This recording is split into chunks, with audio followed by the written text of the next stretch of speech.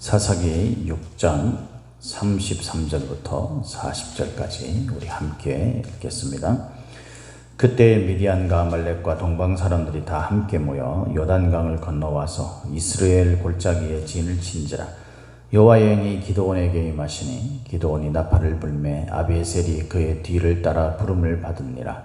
기드온이 또 사자들을 온 므낫세에 두루 보내매 그들도 모여서 그를 따르고 또 사자들을 아셀과 스불론과 납달리에 보내매 그 무리도 올라와 그를 영접하더라. 기드온이 하나님께 여쭈어 이르 주께서 이미 말씀하심과 같이 내 손으로 이스라엘을 구원하시려거든 보소서 내가 양털 한 뭉치를 타작마당에 두리니 만일 이슬이 영틀에만 있고 주변 땅은 마르면 주께서 이미 말씀하심같이 내 손으로 이스라엘을 구원하실 줄을 내가 알겠나이다 하였더니 그대로 된지라. 이튿날 기드온이 일찍 일어나서 양틀을 가져다가 그 양틀에서 이슬을 짜니 물이 그릇에 가득하더라. 기드온이 또 하나님께 여쭈되 주여 내게 노하지 마옵소서. 내가 이번만 말하리이다. 그와 없나니 내게 이번만 양털로 시험하게 하소서. 원하건대 양틀만 마르고 그 주변 땅에는 다 이슬이 있게 하옵소서 하였더니 그 밤에 하나님이 그대로 행하시니 곧 양틀만 마르고 그 주변 땅에는 다 이슬이 있었더라. 아멘. 할렐루야. 저와 여러분에게 오늘도 하나님이 함께 하시는 충만하신 은혜가 있기를 예수님의 이름으로 축복합니다. 오늘 우리가 읽은 이 말씀을 가지고 승리의 조건이라는 제목으로 함께 말씀을 나누도록 하겠습니다. 우리가 인생을 살아가는 데 있어서는 수많은 전쟁을 치른다고 그랬죠. 늘 전쟁입니다. 그죠? 우리가 현실적인 어떤 그런 세상 사람들의 눈으로 보기에도 우리가 치열한 전쟁터 같은 인생을 사는 것이고, 믿음의 눈으로 볼 땐 더욱더 이 세상이 영적 전쟁 속에 있음을 우리가 분명히 압니다. 그래서 늘 언제나 저와 여러분들은 전쟁터 속에 전쟁을 하고 있는 그런 군사 같은 사람입니다. 하나님은 저와 여러분들이 그 전쟁의 군사로, 용사로 부르셨고, 우리가 그 용사됨을 분명히 알고 있는 사람이라면 이 영적 전쟁 속에서 우리가 승리해야만 한다는 사실 또한 알고 있습니다. 승리하지 못하면, 전쟁에서 승리하는 것과 그렇지 않은 것은 차이가 있죠. 가나안 땅을 이스라엘 백성들이 전쟁 속에서 승리해서 그들을 종으로 삼거나 몰아냈던 것처럼, 여러분 반대로 그 전쟁에서 승리하지 못했다면 가나안에 의해서 쫓겨나거나 아니면은 죽임을 당하거나 종이 되었을 겁니다. 종이 된다는 것은 그것에 지배를 받는다는 것이고, 지배를 받는 종은 절대 자기의 의지로 뭔가를 할 수 있는 것이 아닙니다. 우리가 인생을 사는 데 있어서 영적 전쟁에서 승리하게 되면 우리가 그 모든 것들을 다스릴 수 있게 되지만, 우리가 승리하지 못하고 패하게 된다면 우리가 그것들의 종이 될 것입니다. 하나님의 심판을 받게 되는 것이고, 이것이 나아가서 결국에는 우리가 죽음, 영원한 죽음을, 사망을 당하게 되는 거죠. 그래서 여러분, 우리가 의지를 가지고 마음을 단단히 먹는다 할지라도 죄의 종이 되고 악한 것의 종이 되고 사단의 종이 되면은 우리의 의지와 상관없이 우리도 모르게 그 죄의 종처럼 죄에게 끌려가는 인생을 살게 될 수밖에 없는 거예요. 그래서 저와 여러분들은 반드시 이 영적 전쟁에서 승리해야만 하는 것입니다. 영적 전쟁에서 승리하려면 어떻게 해야 되겠습니까? 승리의 조건이 있다는 걸 아는 거예요. 하나님께서는 우리가 이 전쟁을 치를 때에 이 전쟁터에 하나님은 그냥 우리를 버려두지 않으셔요. 우리에게 승리를 약속하시고, 승리를 이루기 위해서, 그 약속된 것이 우리에게 충만하게 일어나기 위해서 하나님이 그 승리의 조건을 우리에게 주셨죠. 이것이 약속이지 않습니까? 그래서 우리가 그 조건을 갖추어가게 되면 우리는 승리를 향해 나아가게 되는 것입니다. 그 조건을 잃어버리게 되면 승리할 수 없게 되고 종이 될 수밖에 없는 거죠. 죄의 종이 될 수밖에 없는 거죠. 오늘 우리가 읽은 이 말씀을 통해서 이 승리의 조건이 그러면 어떻게 돼야 되는가, 그 부분에 대해서 우리가 함께 생각을 해보도록 하겠습니다. 오늘 본문의 시작은 그때에 라는 말로 시작하죠. 그때에. 승리의 조건의 첫 번째예요. 승리의 조건의 첫 번째. 이 그때라는 것은 언제냐면 그 바로 윗부분에 일어난 일들을 말하는 거죠. 기드온이 이제 아버지 집에 있는 그런 아세라 목상, 그리고 그 우상에게 숭배를 하려고 했던 그 바알의 제단, 이것을 다 부시고 그곳에 하나님의 단을 쌓는 거예요. 그러니까 예배의 회복, 하나님과의 관계의 회복의 가장 핵심적인 예배의 회복이 일어난 뒤, 그때입니다. 일어난 때, 그때. 그러니까 첫 번째 승리의 조건이 뭐냐면 예배의 회복이 일어나야 돼요. 이것을 위해서 우상을 타파하고 우리 마음속에 있는 하나님보다 더 관심을 가지고 더 집중해 있던 우리들의 삶을 멈추고 하나님을 향한 예배를 드리고 하나님과의 관계에 대해서 더 긴밀한 관계, 더 이렇게 느껴지는 그런 어떤 은혜, 이런 것들이 회복될 수 있도록 그것을 하는 일을 먼저 해야 된다는 거예요. 가장 먼저. 그게 바로 그때라는 말입니다. 이게 첫 번째 조건입니다. 그런데 여러분, 이 첫 번째 예배의 회복, 이것이 일어나고 난 다음에 하나님의 은혜를 충만하게 하셔서 막 기드온에게 막 성령을 주시고, 그래서 기드온이 막 그 미디안을 쳐들어가서 그렇게 하지 않았어요. 오늘 본문에 보니까 이 은혜가 임한 이때 기드온이 큰맘 먹고 주변의 사람들이 막 무서워가지고 밤에 그 일을 치렀지만 하나님의 말씀에 순종해서 이 바알의 제단을 헐고 아세라 목상을 찍어대는 그곳에 하나님의 제단을 쌓는 이 용기 있는 그런 믿음의 제단을 쌓는 이 일을 했을 때 일이 술술 풀려가는 게 아니라 미디안하고 아말렉 동방 사람들이 다 함께 모였어요. 그전에는 뭐 미디안, 아말렉 뭐 이런 사람들 정도였는데 동방 사람들까지 다 함께 모여가지고 이스라엘을 쳐들어왔다는 거예요. 여러분, 우리가 믿음으로 뭐 좀 해보려고 그러면 어려운 일이 생겨버리죠. 우리 믿음을 뒤흔들고 우리 믿음에 가까이 가지 못하도록 가로막는 어떤 일들이 생겨요. 우리가 어제도 이야기를 했지만 이 일들은 어떤 면에서는요 거의 일어납니다. 거의. 악한 마귀는 우리가 하나님 안에서 용사가 되어서 전쟁에 승리해 나가는 꼴을 못 보기 때문에 우리를 향해서 강력하게 우리의 믿음을 흔들고 그것을 방해하는 자신들의 힘을 모으는 것. 여러분, 그런 일이 일어났다고 해서 주저앉거나 우리가 뒤로 물러서거나 포기하면 절대 안 됩니다. 지금도 마찬가지죠. 말씀을 듣다 보면은 우리가 지금 이 코로나 시대에 우리의 믿음이 점점점 어려워지게 되고 힘들어지게 되고 이 믿음이 흐트러지게 되고 정말 우리가 정신을 바짝 차리고 믿음을 회복되겠다, 이런 말씀을 다 듣고 우리 성도들이요 마음에 이제 각오를 합니다. 아, 그래, 내가 이 상태로 나를 내버려두면 안 되지. 목사님 말대로 성경에서 우리에게 가르치신 것을 우리가 꼭 기억하면서 말씀 읽고 기도하고, 그리고 하나님 앞에 예배를 바른 자세로 일찍 나와서 지각하지 말고 그렇게 예배를 드려야 되겠다, 이런 생각을 다 가지는데 또 흐트러지는 생각, 마음, 또 그런 여건, 환경, 이런 것들이 확 일어나는 거예요. 그러면 또 우리가 아유 귀찮다부터 시작해가지고 아유 지금 내가 그런 뭐 이런데 지금 내가 뭐 예배를 올바르게 드리고 할 수 있겠어? 이러면서 뒤로 미루게 되는 거예요. 지금은 이거부터 먼저 하고, 이런 식이 돼버리는 거예요. 그렇게 하면 안 된다는 거죠. 그때 하나님의 은혜가 임했을 때 우리를 방해하는 어떤 요인들이 일어난다 할지라도 우리는 그것에 멈추면 안 돼요. 이때 하나님은 우리로 하여금 그것을 승리하게 하는 결정적인 키, 열쇠를 우리에게 주십니다. 그게 34절에 여호와의 영이 기드온에게 임하는 거예요. 이거 전제되었던 게 뭡니까? 예배의 회복, 하나님 앞에 드리는 제단의 회복. 그게 첫 번째라면, 두 번째, 그 제단의 회복을 통해서 하나님의 영이 우리에게 임하는 거예요. 여기서 임하다라는 이 말은 라베시라는 말인데, 이 말의 뜻이 뭐냐면 옷을 입다, 그런 뜻이에요. 그러니까 하나님의 영의 옷을 입게 되었다라는 거예요. 옷을 입는다라는 말은요 신약 성경에도 굉장히 많이 나오는 거죠. 가장 대표적인 게 뭡니까? 로마서에서 이야기하고 있는 뭡니까? 하나님께서 우리에게 은혜를 주실 때 그 은혜를 우리 마음속에 가득 가지고 우리가 이 어두움의 그런 어떤 상황, 이런 것들 속에서 빛의 갑옷을 입는 거예요. 빛의 갑옷을.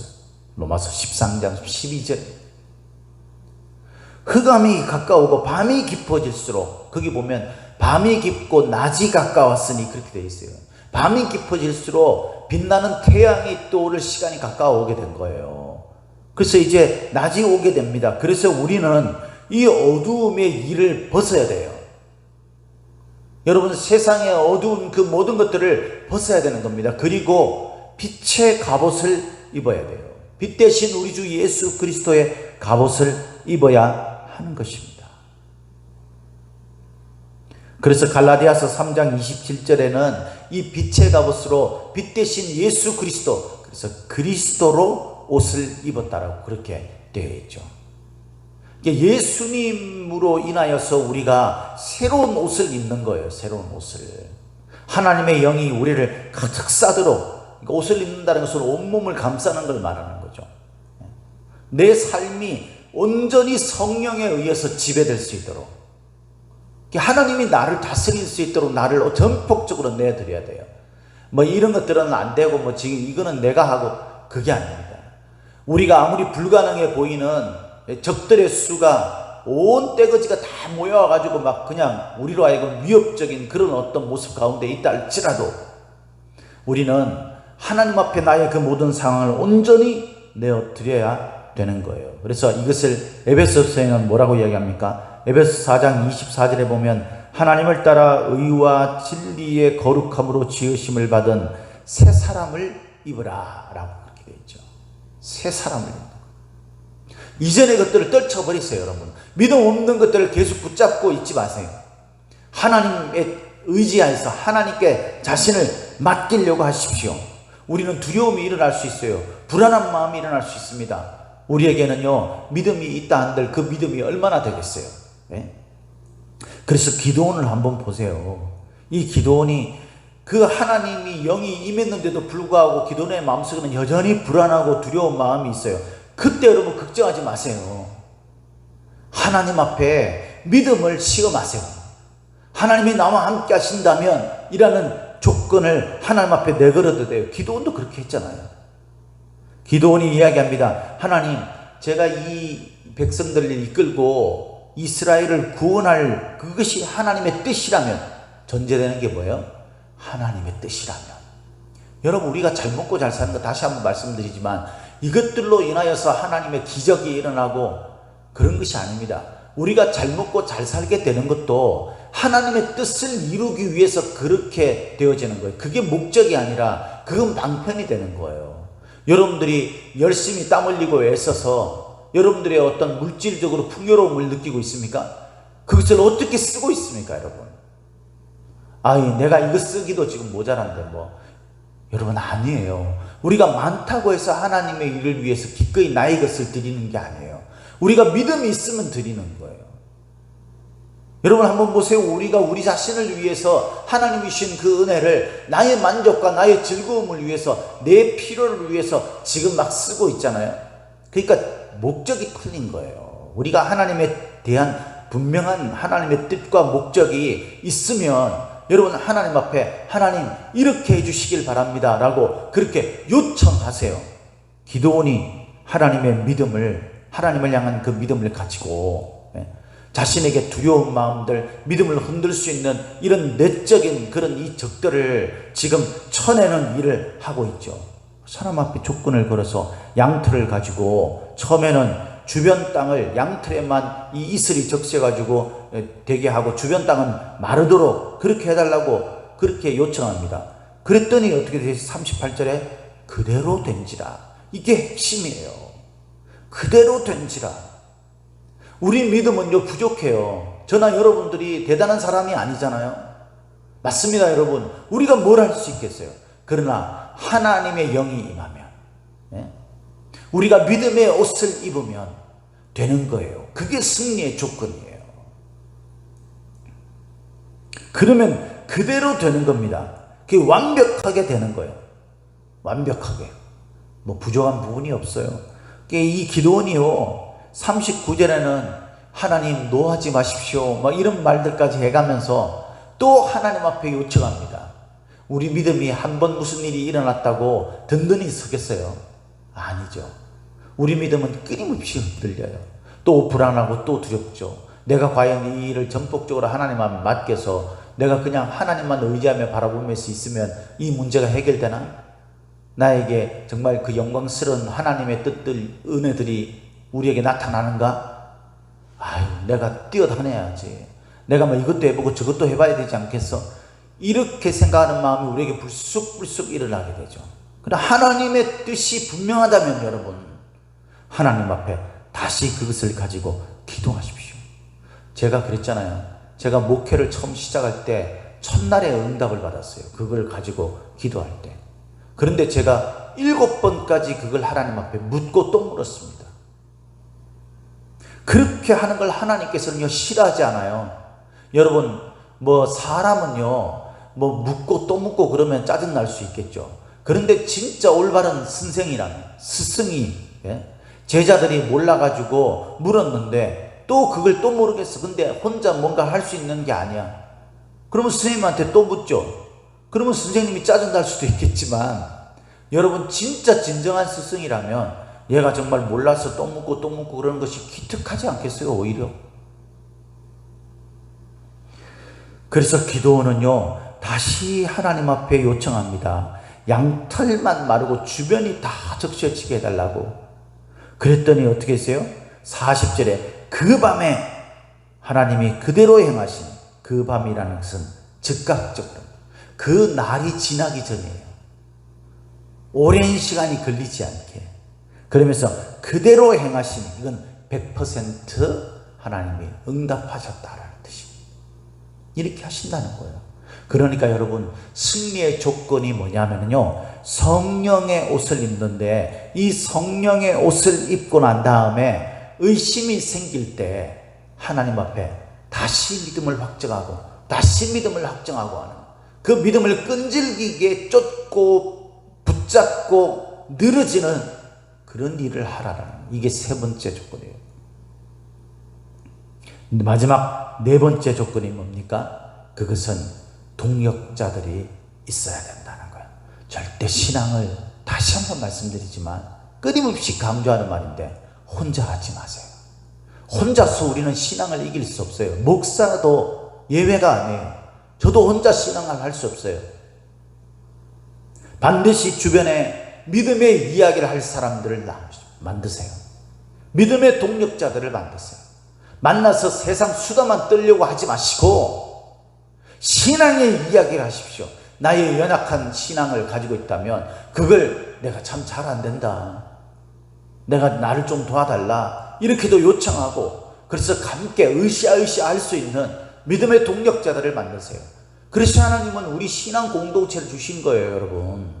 우리 함께하는 교회 믿음의 지체들과 함께 여러분들의 신앙을 나누고 서로에게 신앙을 격려하고 독려할 수 있는 그런 동력자들을 만드세요. 기도원은요, 시몬 자기의 가족이죠. 자기의 가족. 그러니까 함께 있는 공동체, 가까운 공동체예요.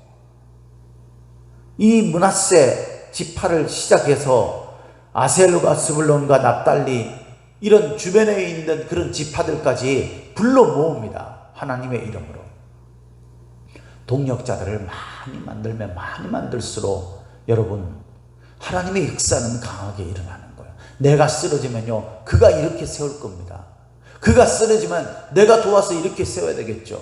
한 사람이 싸우면 무너질 수밖에 없지만 두 사람이, 세 사람이 힘을 모으면 그것은 역사하는 힘이 큰 거예요. 할렐루야. 삼겹줄은 끊어질 수 없다라고 이야기했지 않습니까? 말씀에도. 다시 한번 강조하지만 여러분, 공동체가 함께 신앙을 나누세요.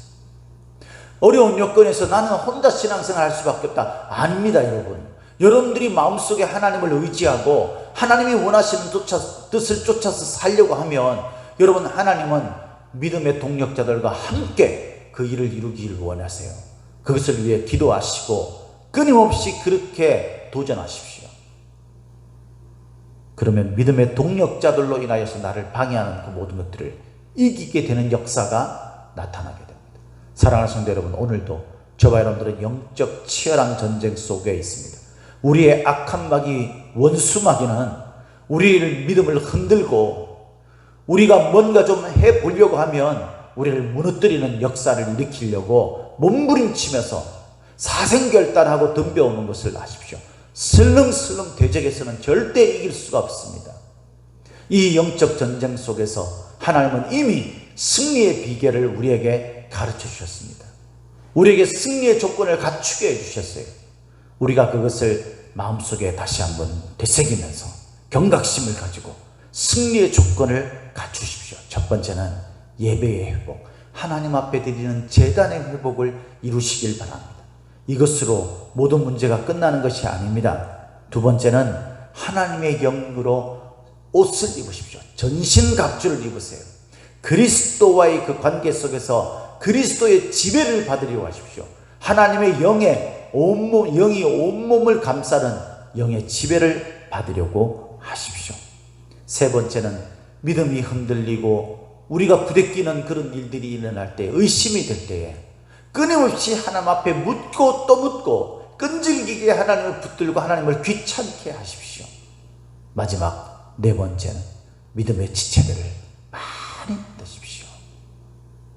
신앙의 이야기를 하고 신앙의 도움을 서로 주고받을 수 있는 공동체 안에서, 가까운 공동체 안에서 믿음의 지체들을 많이 만드세요. 여러분, 교회 밖에 신앙의 지체들을 만드는 것, 친구들을 만드는 것, 그것도 좋은 일이긴 하지만 무엇보다도 우리가 신앙생활하는 이 믿음의 공동체 안에서 지체들을 동력자를 만드십시오. 그러면 하나님께서 저와 여러분들에게 반드시 승리의 열매를 맺게 하실 것입니다. 이 승리의 조건을 잘 갖추어서 승리의 열매를 맺는 저와 여러분들이 되시기를 예수님의 이름으로 축복합니다. 축복합니다.